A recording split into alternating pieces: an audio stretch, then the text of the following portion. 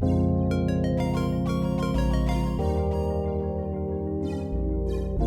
listening to the Beans and Dice podcast, a podcast about how we game. Hey folks, welcome back to the Beans and Dice podcast, a podcast about how we game. I'm Carlos Rafael. I am Nick Oben. And today, joining me at the barrel, Nick and Carlos finally together for a podcast conversation. That's right. Right, so a focused conversation. What I love to do, what I enjoy about what we do is the podcasting piece of it. And with Nick here today, we're going to talk today about how we've been doing with this video production stuff that we're learning about and getting into. Right. Opportunities that we have to get better at it, and some of the stuff that we really enjoyed and loved about it. But before we get into our topic, let's just talk about what we've been up to. Sure. So I'll open it up. Gaming-wise, what have I been up to? Let's see. I got into some Brass Birmingham lately. So I got invited out to your turn, the dance shop in Zephyr Hills. And I got to play some Brass Birmingham. And I'm not a Brass Birmingham guy. Right. That's what I told myself. I didn't think I would be because it looks like a heavy Euro type game. But when I started reading some of the description about it, I really liked the idea of Brass Birmingham by Martin Wallace because of the historical context in the game. Sure. So they do a really good job of taking the history of the industrial age, that industrial time when we're moving into more manufacturing, bringing people into the city, and these developers are creating businesses that make textiles. And they really did a good job of making the mechanisms of the game reflect the restrictions that they had during that time period. That's fun. So you feel it's got theme. It's got in there. Historical theme. Yeah. It's theme, but it's historical theme. So I said, hey, Rob, get me in on that. So we got in on it, and I fell in love. That's awesome. I loved it so much so I bought it. So that's one of the games that I've been playing. Outside of that, we posted a lot of videos, some of the gameplays that I've done, like Blood Bowl. So I got to play some Blood Bowl here at the house, what I call Studio B, B for Bean. Michael, Nice. the purveyor of board games and other miniatures games over at Armada Games in Temple Terrace, he came over. He brought his Khemri team, and we got to play some Blood Bowl here at the house. So it's been months since I've been able to play some Blood Bowl, so I was super excited about getting that to the table. And let's see, that's pretty much my big highlights that I can think of. That's good. For gaming-wise. What have you been up to gaming-wise? Well, just real quick on the Brass side. So Brass Birmingham is actually probably the game that I know the least about that I am most excited to play. And I didn't join you at your turn that time, but I still got to get there and get on the table.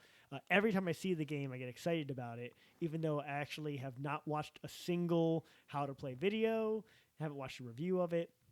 Everyone I talk to that I like playing games with, they say, oh, we love it. I'm like, okay, I guess I'm going to love this game. So I think it's like number 3 or 5 on BGG top games total ever. Yeah.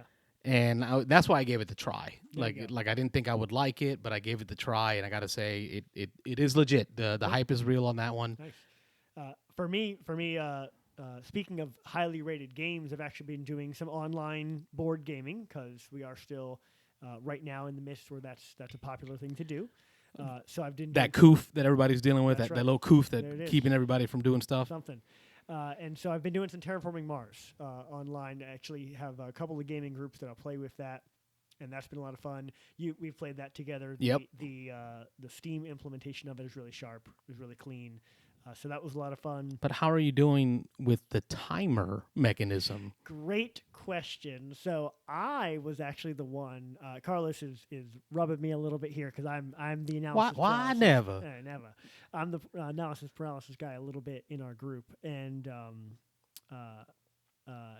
I do recall our first game. In a game we played, it was a 30-minute timer. Yeah, I was just messing with you when I set it up. And I ran out.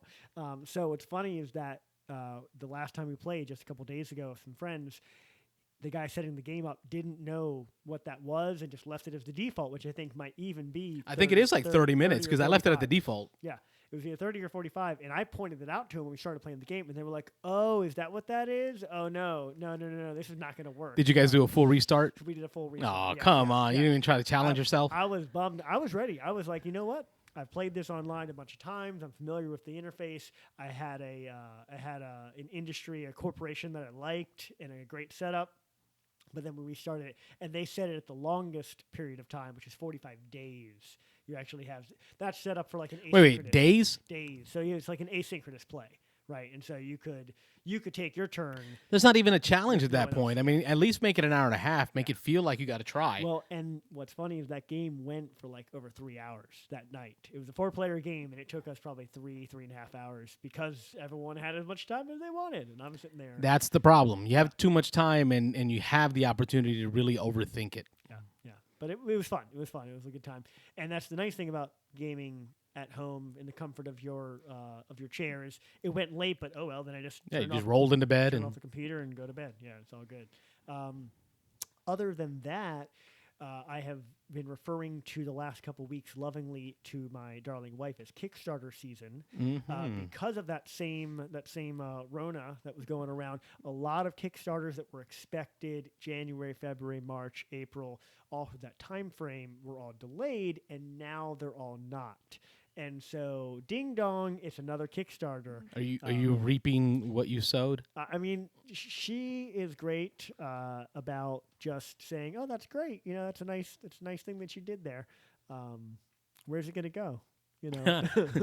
I've seen your shelf. Your shelf is not massive. So, yeah, it's. I mean, we're definitely light on remaining space, but although, so that's actually one thing that I get to the carrot I get to dangle in front of her is say, well, it might just be time for another trip to IKEA. And then her eyes light up and she gets really excited. Ooh, meatballs. Yeah. Swedish meatball time. Yeah, so we may be facing that. No, but I think I've received, I'm not huge into Kickstarter, certainly not over the last several years, but the last year I did go ahead and get in. I got pulled a little bit into the FOMO, into the hype and whatnot, and I tried to do maybe one a month. That was my plan, was that 2020 I would get one board game a month. I even looked at the delivery dates of the Kickstarters I backed to try to like plan it out. You learned your lesson on that one. Yeah. Well, and I totally understand, and we've even talked about it before. I do take the approach of fund it and forget it because I don't get hung up on the delivery time frame. The one game Eclipse that we did an unboxing for. Yeah. It was only like 18 months late. 2 years, fine, fine. But but I was thinking, back in 2019 when I'm funding these things, like, oh yeah, it'll be cool. Like I got like a game coming in May and a game coming in April and a game coming in August or whatever, and that'll just be my flow of new games and it'll keep it interesting. My family does all play, so and we'll get to that in a sec. But yeah, then the Rona kind of compacted the schedule. I think for everyone, it kind of Rona's come in and messed up a lot of stuff. That's right.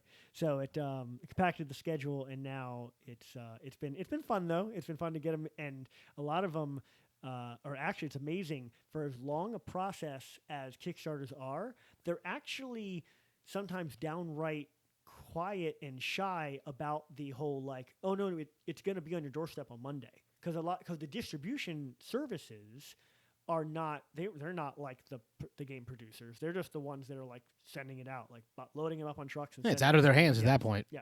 So like the game developers will be like, oh, it's such a big deal. We're finished with production. And then they're kind of done. Oh, it's on the ship from China. It's heading to your distribution center. It'll take a couple weeks. And then you don't really hear from them until, boom, you might get a tracking number a couple days before. You might sometimes even not. And just like, oh, that's right. This game is here. That's cool. Yeah, but a lot of industries have been impacted by this Rona shift. I mean, I was talking to a buddy of mine who sent us the candy that we unboxed on video, and he talked about how shipping is just disappearing. Like there's no rhyme or reason to what's happening with the shipping in the system. Things are being shipped around the country before it makes it to its final destination after passing its destination a few times.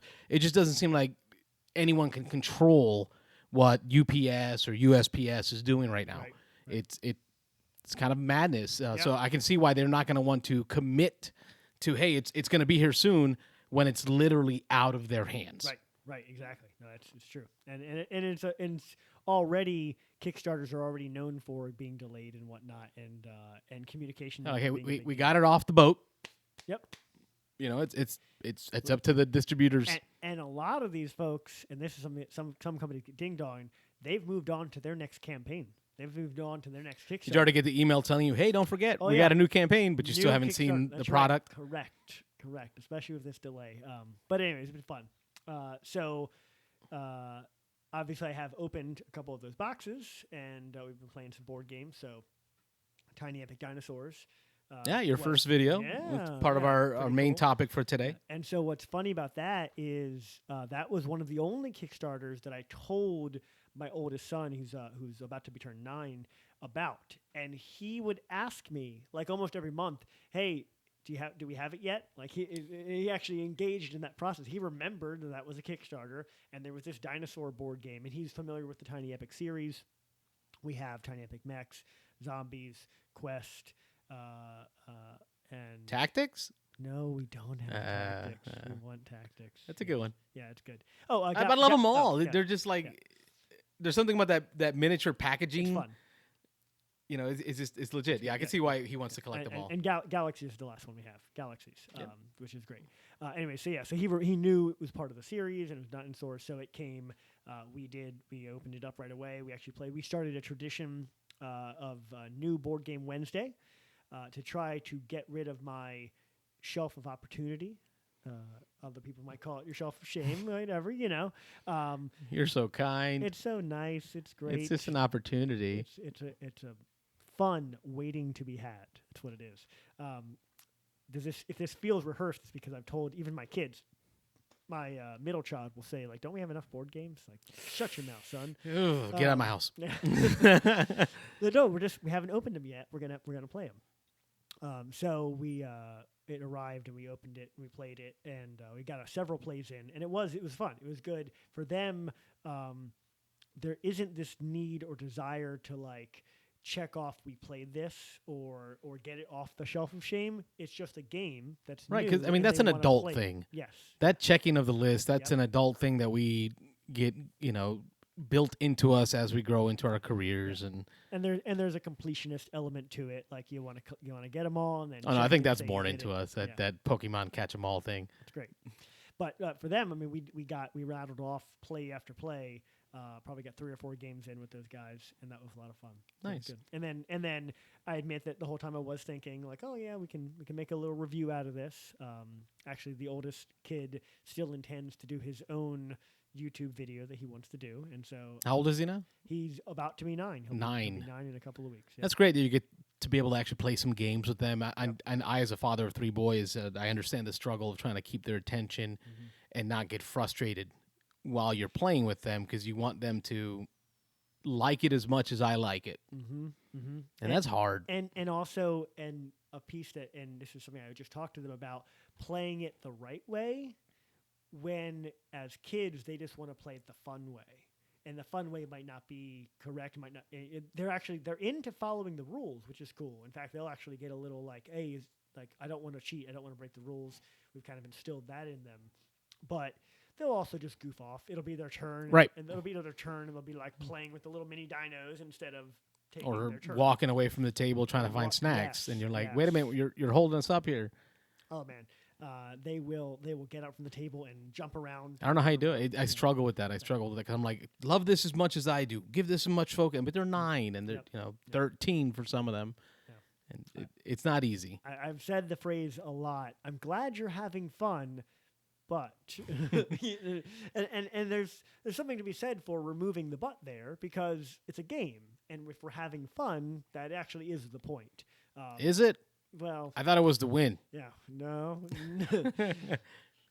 And that's where I struggle with my kids, because my kids struggle with the ability to lose. Right? I say they get it from their mama, but they struggle with losing, and it's hard for me because I want them to have fun playing the game. Right. Don't worry if you win or lose. Just figure out how to play so that the next time you do it better. But when they start getting pouty and frustrated, I lose my temper a little bit. And I'm like, well, I don't like dealing with sore losers. Right. I guess we're not going to play this again.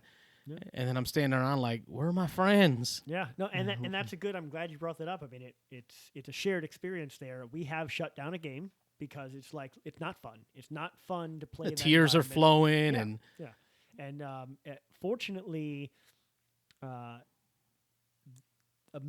several of my kids have latched on to this hobby as worthwhile, which is a first big barrier of entry. Like they just don't get it, they don't want to. It's not fun. It's not as fun as the screen, or even a sports or something more active, or swimming or whatever it is.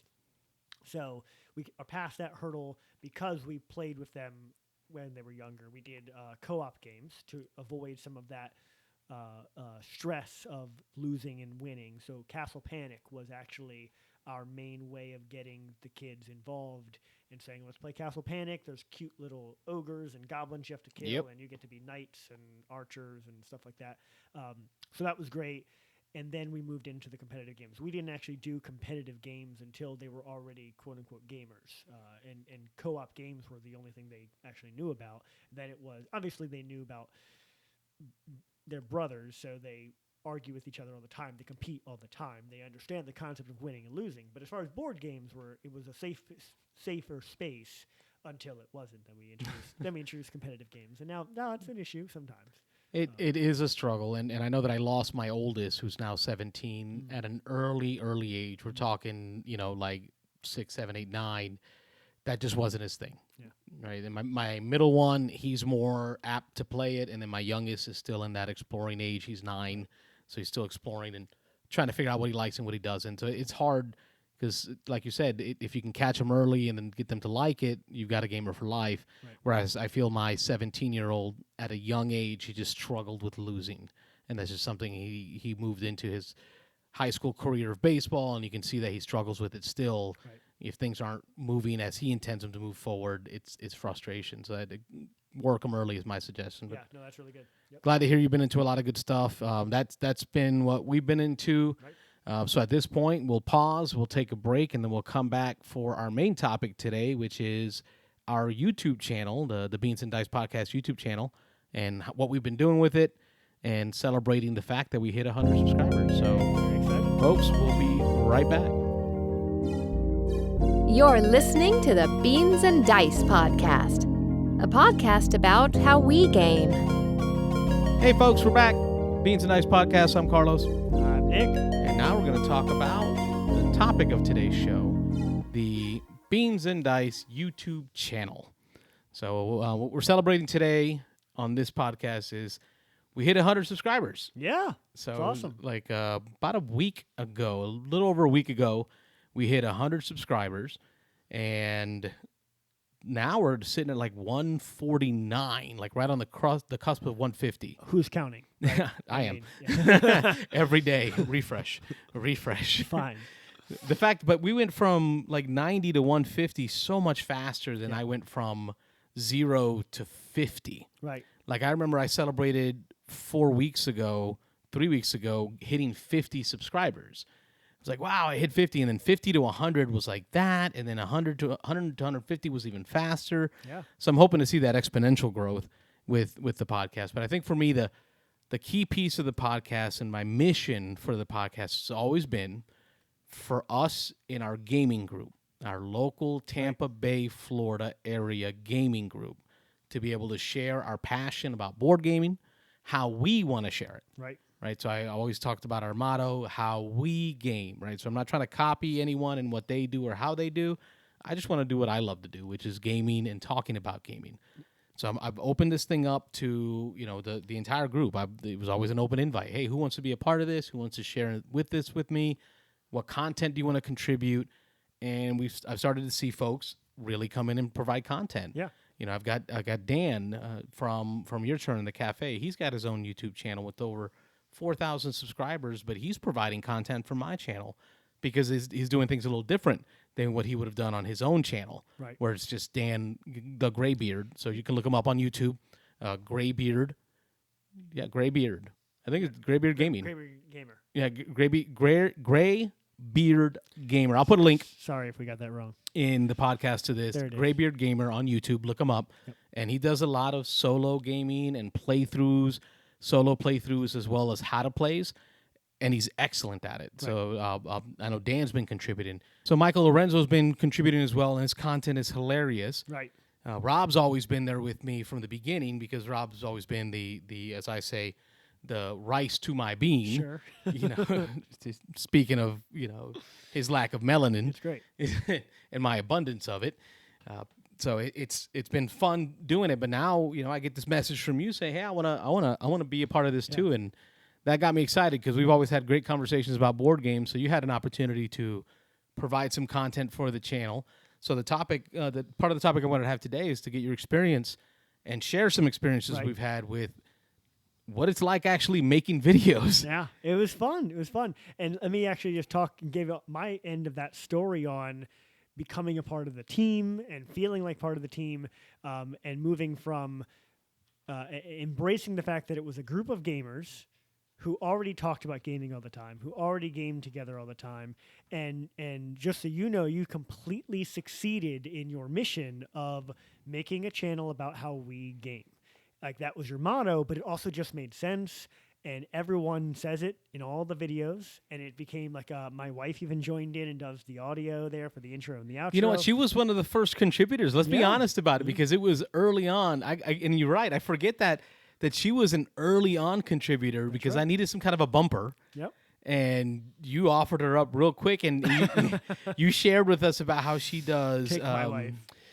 Joyce Oben. Yep. She does audio book narration. That's right. And she's in the bottom of the description of this podcast. You'll see her information in there, how to get a hold of her. Oh, cool. But she does. I have that on every one of my videos from the beginning because she provided my first bumper. That's right. Yeah, yeah. And I mean, so it just made sense that the channel was really about us. And I think it started just because most people have some sense of possessiveness about, oh, this is the Beans and Dice. It is comprised of beans, and like you mentioned, Rob, is the rice. The rice. Dice. But then the way that you opened it up to Dan and to Mike, and actually that was actually the key, is when I saw Michael hosting his own video, doing his own video of the unboxing and whatnot, and it was like, oh, this is awesome. I want to get involved too, and then you were so great about it. So I actually don't know if you know this. I had a YouTube channel. Oh, I didn't know that. With several subscribers. Tens, I think. Tens of subscribers? Tens of subscribers. It was one of those like, hey, my mom, Uncle Bob. Correct. But what I did cooking videos, actually, which was a lot of fun. And I had a home camera, kind of thing, and it was all done in 1 or 2 shots with very little editing. But I loved doing it. I loved staging, directing, and feeling like I could transform a vision from my head to the screen. And then what's really I'm intrigued about is then it's done. It's like, in this digital age, like that file will be up on YouTube forever. Right. And that's cool. It's a thing that like I will have always done. I'm really into stuff like that like it's like an achievement that you unbox, and it's like, sharing a piece of me. Yeah, there it is. It's really cool. So I'm excited to be part of the team and whatnot. So a cooking channel. Yeah, I like that. Yeah. What was your highest viewed video? I think it was that's probably gonna be my ribeye. I did. Oh, I'd watch that. Did grilled ribeyes, and then that was a 2-parter too. I did a grilled ribeye episode. I tried to keep them all under 20 minutes for sure, and I targeted 15. So I did grilled ribeyes, and I would have some humor in there. It was fun. So I got some good jokes in there about handling your meat in the kitchen. Oh, I mean, it's the same thing. Same thing with gaming. We have the wood for sheep. I mean, we're gonna beat that dead horse. But and then it was a 2-pointer because then in that episode I grilled 2 huge ribeyes. I think they were like 24-ounce ribeyes, and then I ended that episode saying, so if you're wondering what I'm gonna do with the second one, tune in next time. And then I did a Philly-style cheesesteak sandwich. Oh, so you like sliced it thin and shaved ribeye, yeah. Because that's that. If you go up to Philly, it should be made with shaved ribeye. It's actually a really good steak that they use in their steak sandwich. Now, if you're just joining us now, this is a gaming podcast, that's but right. it is the Beans and Dice podcast. I thought you would like food is a big part of gaming, so yes, we went on a little food tangent, but that's how it is. I have not had a YouTube channel, but I did make videos for like baseball, right? For my sons, they play baseball. I would do a lot of recording of games and then editing them down and then posting them up for the family to see their kids, hitting special hits and special moments. So, and then I was on a team at work where we did videos for the AVPs and communications and stuff. Right. So I've always enjoyed that aspect. But I think for me, the love is first and foremost this component, what you see on this messy barrel, this aged barrel of Tennessee whiskey. This is, it's sitting. Which you've adorned beautifully with these lights. Yep. Is equipment for podcasting. Right. I grew up in a roller rink, and my first real job was DJing at a roller rink, becoming the manager and DJing parties, being an MC. So this music stuff, this audio medium has always been my thing. But I didn't want to commit when I started this thing as a Beans and Ice podcast. I didn't want to commit to having to pay for a server to hold my files, and I just found like YouTube was the easiest way to do it. Right. So that's how I started with the YouTube channel as our main form of getting stuff out, and that got me into doing more video stuff. Sure, it's a video medium. So, however, every video is started with "Welcome to the Beans and Dice podcast." And that's a known thing. So it's actually kind of a homage to what you wanted, what your vision was for this. And it's kind of weird to say it this way, and I think Rob even thinks I'm a little crazy when I say it, but I'm really hoping that the YouTube fun is going to lead to better podcasting. Sure. Right. So now I have a server. Now I've paid for a subscription. We're on iTunes. We're on iHeartRadio. We're on Spotify. Right. So my goal is that if I bring more contributors into this YouTube thing, which seems to be more popular. Right. I mean, it clearly is more popular. But those contributors like you can join me for regular conversations about gaming things. Yeah, and it's great. It's fun. That's my goal. Like my goal is the YouTube channel in order to have a podcast channel. Whereas for the most part, like the Dice Tower or the Secret Cabal, it is a podcast that ends up becoming YouTube. Right. I think I'm going about it the wrong way, but my way, which is I'm going to do YouTube, and then from YouTube, I'll hopefully get into being able to have a successful podcast where we can talk, which was, and I guess my original intent with this whole podcast thing was we spend so much time and energy after a game night, right, spending an hour or more outside the shop doing what? Hanging out. Talking about the games we just played. That's right. Talking about games we want to buy. And I'm like, I'm on the phone during the week with folks, and they're calling me, and I'm spending an hour on the phone with Barry, and I'm spending an hour on the phone with William, and we're talking about what? Board games that we just played or want to play. And I'm like, why don't we just record this? Because I spend hours listening to other people talk about this. And that's what got me with the whole podcasting. And the reason I keep the podcast in the name is just to remind me of my mission statement, right, of my goal and my focus, which is I want this to be a podcast. But I'm finding people who really enjoy this YouTube stuff. So like Michael is good at it. Yeah.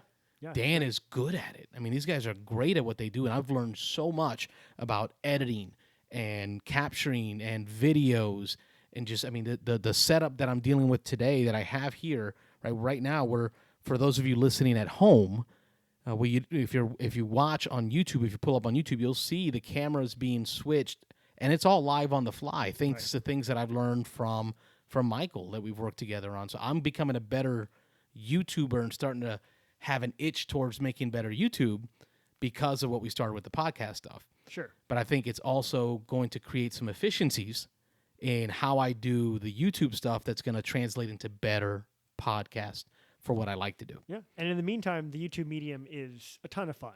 And but it's a lot of work. It's a lot of work. I mean, let's talk about that work. Yeah, so you did your first video. Yeah. Right. And I think you've been over at my house, Studio B, as I call it, B for beans. Beaner. Every time.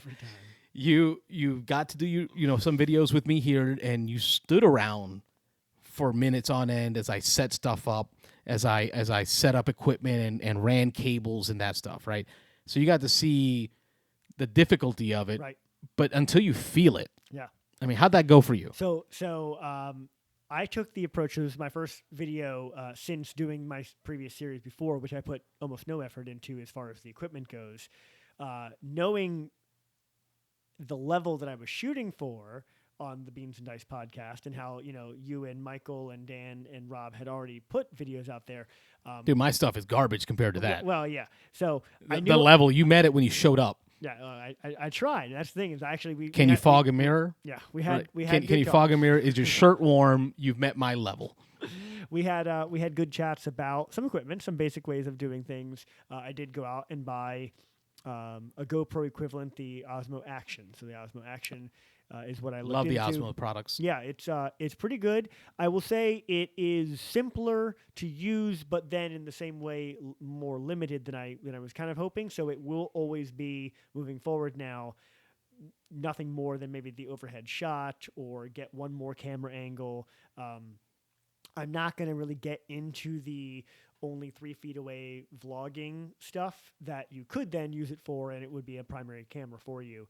For some of the more table shots and stuff, it's just going to be one more angle. I was impressed, though, and it's something you turned me on to, is, dude, just use your iPhone.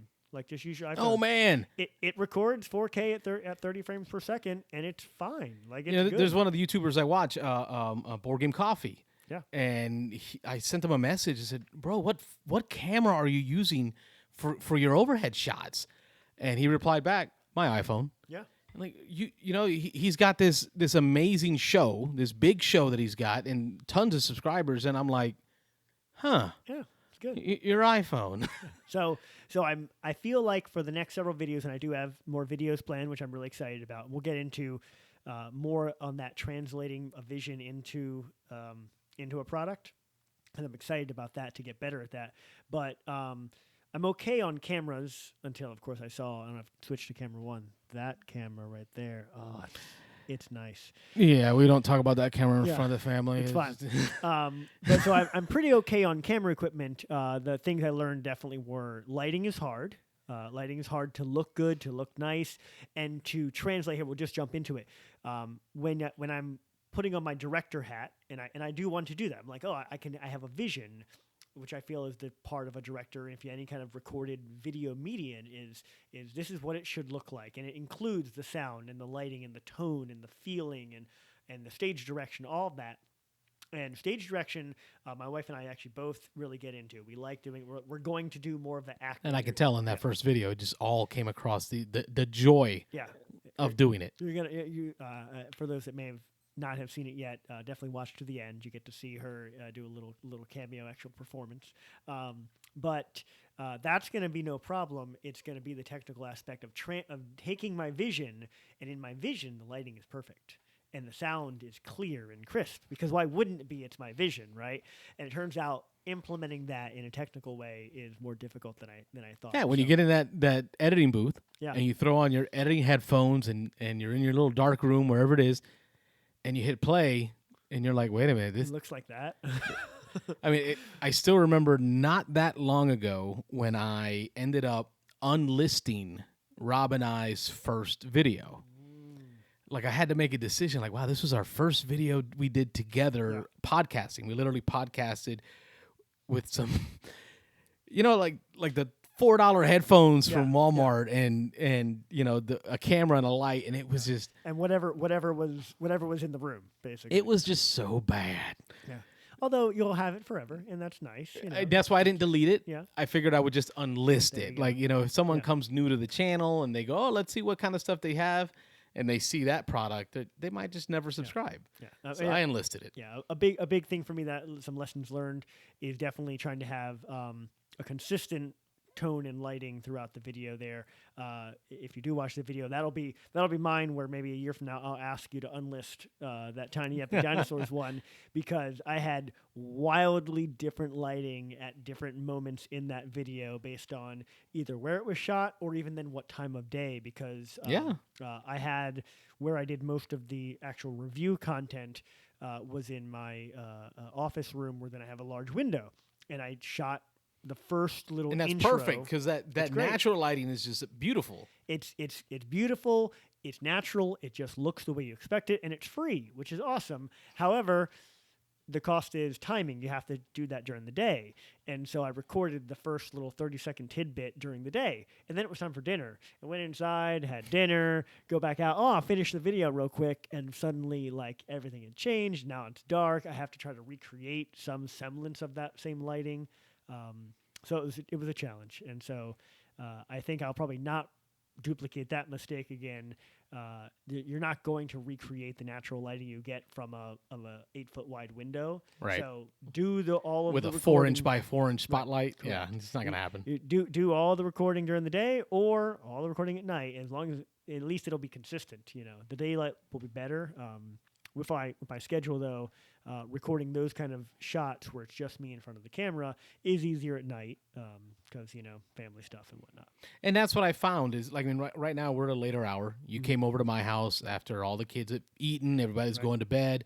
That's the easiest time for me to do this stuff, but that's the hardest time to get the lighting right. Yeah. It is the hardest time to get the lighting right. It's 100% on you. Yep. Like you're not getting any help from anywhere else. No, and what I found is some of the success tips that I found that I'll share is purchase the same cameras, right? So that's where I've got 2 cameras that are the same cameras. Okay. The Canon HRFs. I got a 500 and 700, but effectively they're the same camera. So they're always going to have the same type of color saturation and color balance, white balance and exposure, same settings. Right. So as long as I'm setting them to the same settings, I'm going to tend to get the same product out of them. That's nice. Right. And then I tried to stick to the same brand. So although the main camera that I use, the Canon M50, the EOS M50, is a different type of camera. Yeah, looking at you.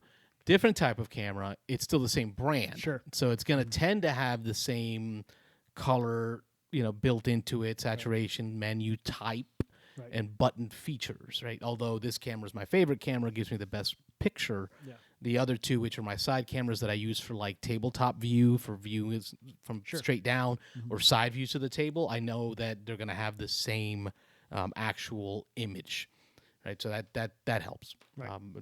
Do it at the same time of lighting, nighttime or daytime, and then do it with the same type of camera. I guess a tip I would share. Yeah. No, and that's good. And by the time my lovely wife listens to this podcast, I will probably have purchased one of those cameras over there. So then we, as the Beans and Dice podcast, will have 2 of them. So when we do the on-site at the gaming cafe gameplays, we're gonna have some real crisp footage. Look at that! Wow, watch out. No, that's good. That's a lot. What obstacles did you have? Right. So I've had them, and I can talk about them all day. But I'm bringing you on my show. So tell me about some of the obstacles that you dealt with creating the video. What were some of the things you didn't expect? So we talked about lighting already. I thought I bought my way out of sound, and I did not. So all of the little videos I watched on using the Osmo Action or an iPhone for video vlogging, and YouTube nowadays is actually a place you can go and get premium content. You can get amazing music videos, all kinds of stuff. Right. But it also doesn't demand that. You have people posting content directly from the webcam, right? And that's fine too. But a lot of folks were like, oh, this is a great setup. Osmo Action with the Rode Micro shotgun mic. That's a great mic. It's a great little mic. And that's what I used to record the video. But even still, I mean, you then helped me out trying to balance things out and whatnot. It depends on what the room you're in and how the acoustics are. And that shotgun mic is going to pick up more than just something like right in front of your face here or a lavalier. And so I'm excited to just try the lavalier. It's funny. I'm excited to try something so simple that's been used by like everyone ever, but they arrive tomorrow. The lavalier mic. So we'll give that a try. But it's funny because right now you say this, but if I come bring you back in a month or 2, right, you're going to see how many times you circle around to different stuff. Like lavaliers was one of the first things I bought into, and I tried it. And I was like, no, and then I'm a few hundred into some different mics now, and then I'm like back into the lavalier. Yeah. So I think the biggest advice I have for people who are trying to do something like this is you have to just do. Right. Unless this is something that you do as a profession, right? So there are folks that have multiple channels and have done this for different topics in different ways. Their stuff from episode 1 is crisp, clear, beautiful, perfect, on point. Because this is not their first rodeo. Right. This is my first rodeo. Yeah, mine too. But if I sit around thinking about how to do it, I'm never going to do it. Yeah. So I finally had the courage to just do it. No, and that's one of the reasons why I really liked and felt comfortable contributing here is you had that mindset of like, done is better than perfect because you're never going to hit perfect. Right? And it was great watching. Okay, so your wife at the end of the video, I put her at the tail end when I edited the final cut for the surprise footage. She's wearing that shirt, which stood out to me. Okay, here I'm talking about looking at your wife. The progress over perfection. Correct. And that is so important to me that, listen, if I look at the first video that Rob and I did, it was horrible. And I still remember the feedback Muhammad gave me. Now, Muhammad, I'm sure gave it to me with, the greatest of love and care with kid gloves on. But when he gave it to me, it cut deep.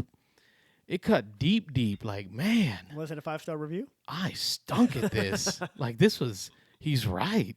Yeah. This is horrible. No, that's neat that you noticed that shirt. I mean, that was just the shirt she was wearing that day. Progress over perfection. But the thing is the next video was better, and the next video after that was better. And then I figured out what else I can do different and do better. And I'm not saying we're anywhere near where we want to be, right? But we are a lot better than we used to be. Yeah. And I still look at some content creators out there, and I'm into the more wargaming community, so it's a bit different than the communities that you're into. The wargaming community, they tend to be older guys, right? So they're not as tech savvy. We call them grognards. Okay.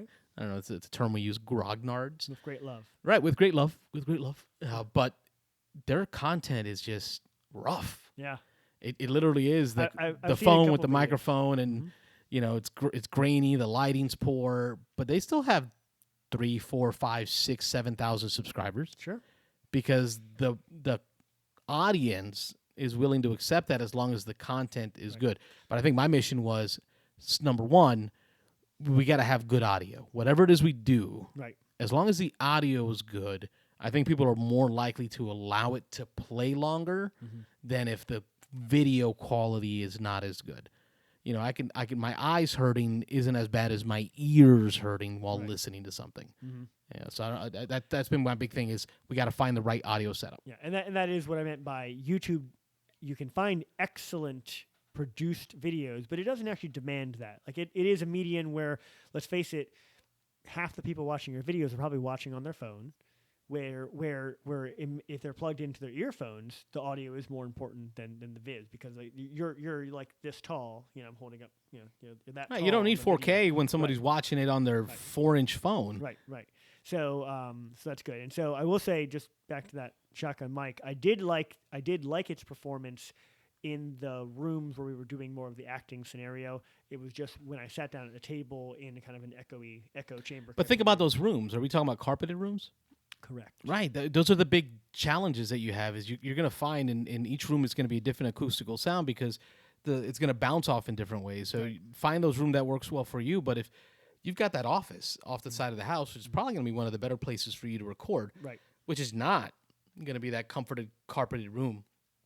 Figuring out how to throw things down on the ground, right? So old moving blankets, those are huge. Those big, the cheap moving blankets at Home Depot. Yeah. Right? Getting those and just throwing those down on the floor or hanging them up on walls that you don't see, that's going to really reduce that reverb that you get from the shotgun mic. Because the shotgun mic, in the way it works, look it up on YouTube. There are a lot more people smarter than I am on it. But it's got these little slits throughout the whole front of it. And the idea behind it is it has noise canceling.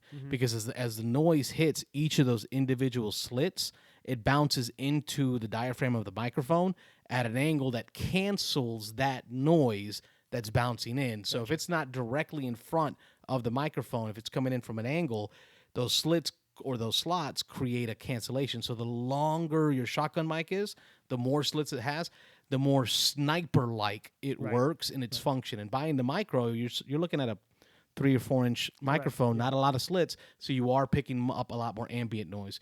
But you'll see as you get the longer microphones, you'll get that more focused sound you want. But you got to get that room right too. There's a lot to the sound, but it's the stuff I love to do, and that's the part I love about what we do here. Yeah, and I'm definitely gonna pick the brain of my wife, who is audiobook narrator, and that's the thing is every time I show somebody my podcast stuff, family, friends, whoever, the first thing they say is, "Who did that intro?" Nice. I'm like, "Oh, that's my buddy's wife." It's because she just, I mean, her booth or her setup, her microphone stuff, the way she EQs it is just on point. Cool. Very cool. So you have your own sound engineer built in at home. You're doing better than we are already. Yeah, it's good stuff. It's fun. Well, okay, so where are you headed? What are your thoughts on where you're headed with this thing? Yeah, so I want to do more, and hopefully this will be a welcome addition to the channel. I do want to do more of the skit stuff, more of the comedy and the fun. I do have a family of 5, and they all get involved in the games, and they're all actors, and they all they watch YouTube. I mean, so in the next couple of videos, we're going to have the whole family affair, and do some more kind of funny sketches and whatnot. Is that where you get your joy from the skit type comedy? For sure, yeah. So it's funny actually. Right now, just more tangent stuff, but right now, another organization that I'm involved with is doing a summer camp, and this year they're doing it virtual only. And so it's no good for most folks, but this is a camp that's based in Maryland, where I'm originally from. So for the first time in 6 years, I'm attending. Hey, because it's virtual. And one of the big things that we always did is we did a skit night and a talent show, and I was always heavily involved with that. So I kind of got that on the brain now because we're doing that just this week. And then even at my work, ever since the lockdown kind of started, we started doing a virtual social hour on Fridays, and me and one of my coworkers runs that, and we've got games and skits and funny activities.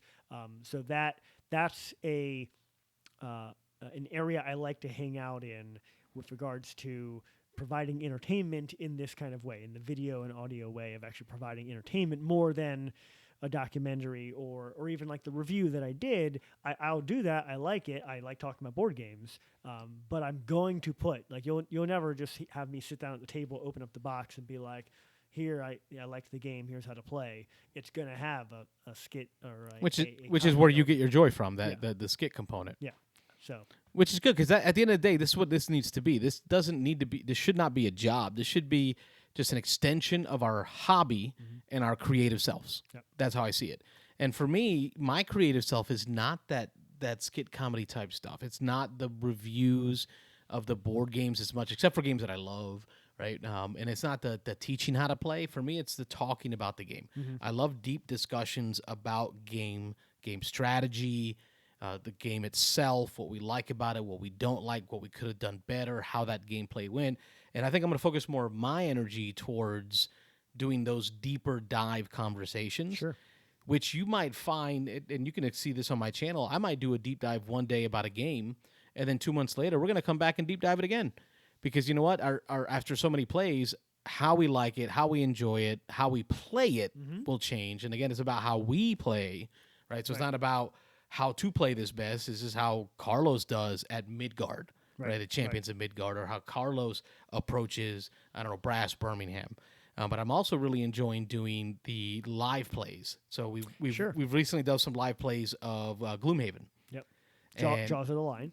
That's right, because Gloomhaven proper it's not what I'm doing. I'm doing like baby Gloomhaven, which is Jaws of the Line. But we recorded them and we put them out to play, and almost like I did when I was doing the baseball games for my kids.